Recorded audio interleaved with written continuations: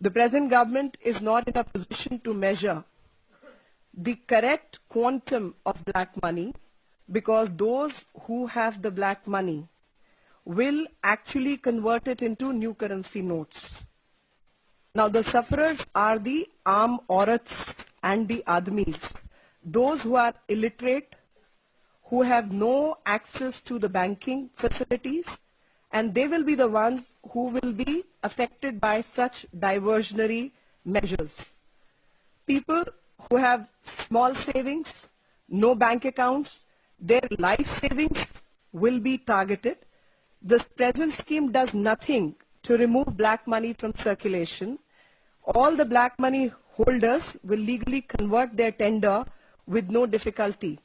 because they have the resources to hire people to sort the cash. The measure is strongly anti-poor. In India, 65% of the population do not have bank accounts, and they store their money in cash at homes. These people are largely illiterate, poor, older, and live in remote areas. They are the ones who are likely to fall victims to the middlemen, and who are going to further scare them that the notes are worthless piece of paper, and charge hefty fees to convert them. And they could be shopkeepers who will actually after 1st of April be telling them that their notes are either unacceptable or acceptable at a large depreciation. Deliberately, no real effort has been made by the present government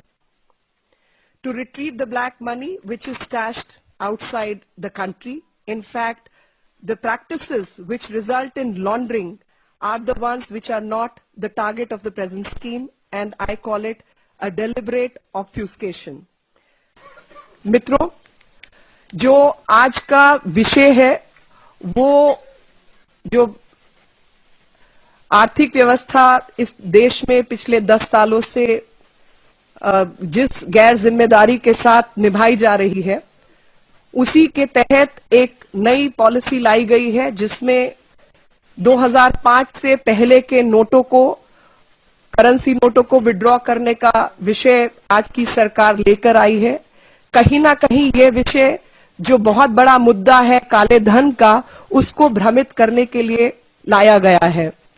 क्योंकि इससे जो 65% इस देश की जनता है जिसके पास bank account तक नहीं है, और जो अपने पैसे को छोटे छोटे सेविंग के रूप में अपनी जीवन की कमाई घरों में रखते हैं, और जो पढ़े लिखे नहीं हैं और दूर दराज में जहां पर बैंक तक नहीं है, उनका जो जीवन की कमाई है वो अफेक्ट होगी, ना कि काला धन। क्योंकि जिनके पास काला धन है और शहरों में है, या जिनके पास व्यवस्था है, वो उन नोटों को बदलकर नए नोट जमा कर लेंगे। लेकिन जो गरीब आदमी है, जो असलियत में एक आम औरत और आम आदमी जो कि अपने पति से कुछ पैसा बचाकर शायद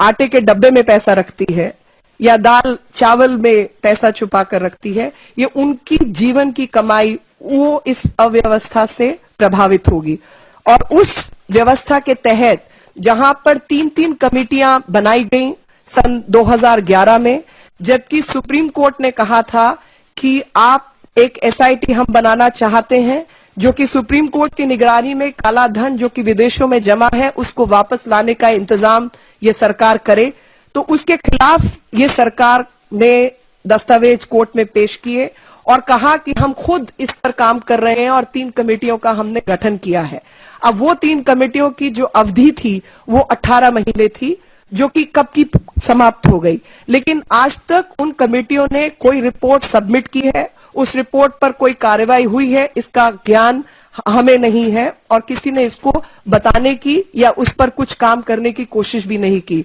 और ऐसे मामलों में 3-3 कमेटियों का गठन अपने आप में प्रश्न चिन्ह लगाता है, ताकि परिभाषा क्या हो,